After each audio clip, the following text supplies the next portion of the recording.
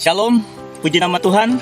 Hari ini saya ingin berbagi satu kebenaran firman Tuhan yang terdapat di dalam Roma 5, ayatnya yang ketiga berkata, dan bukan hanya itu saja, kita malah bermegah juga dalam kesengsaraan kita, karena kita tahu bahwa kesengsaraan itu menimbulkan ketekunan.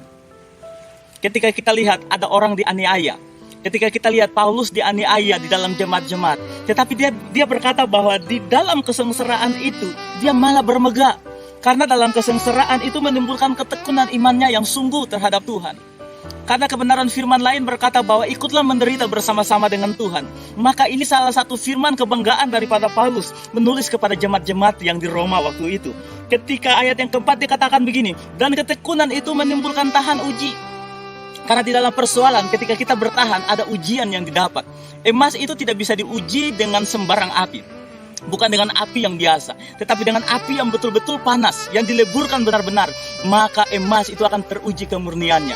Begitu juga iman kita. Ketika iman kita tidak ada di dalam persoalan, iman kita tidak diuji, maka kita tidak akan menemukan kualitas daripada iman kita. Paulus tambahkan dalam ayatnya yang kelima, dan pengharapan itu tidak mengecewakan. Dia sudah pernah mengalami banyak hal, dia pernah mengalami dianiaya, dia pernah mengalami imannya digoncang. Tetapi dia berkata bahwa dan pengharapan tidak mengecewakan. Karena ketika dia berharap, dia melihat hasil daripada pengharapan itu. Tuhan tidak pernah mengingkari janjinya kepada orang-orang yang sungguh-sungguh bertahan dengan Tuhan.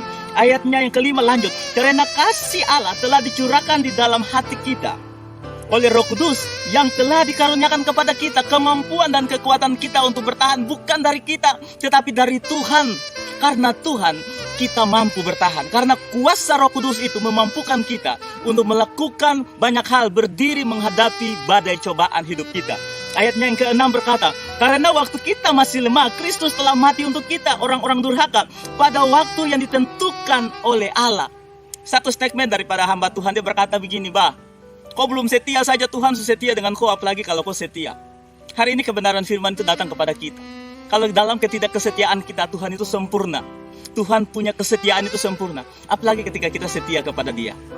Mari setia dengan Tuhan.